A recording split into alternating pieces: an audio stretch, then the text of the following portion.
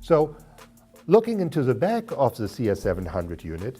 you actually see several connectors which allow you to connect the unit, number one, to your laptop or your PC, of course, to get the feed to and from the UC applications.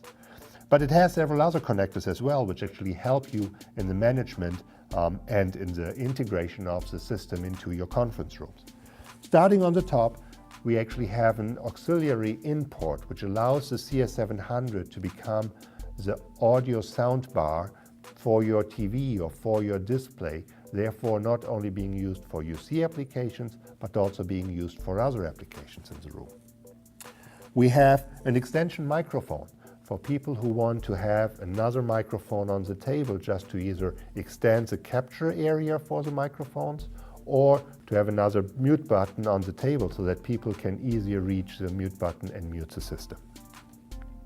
We have the network connector, which actually allows you to connect the unit to the network. It allows you to do management of the system, remote management for an IT department, which makes it very easy to deploy and use the system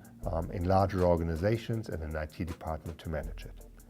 And lastly, the CS-700 actually does include a USB hub. Therefore, there's a USB output on the unit which can be used as a downstream port to the PC or laptop which is connected,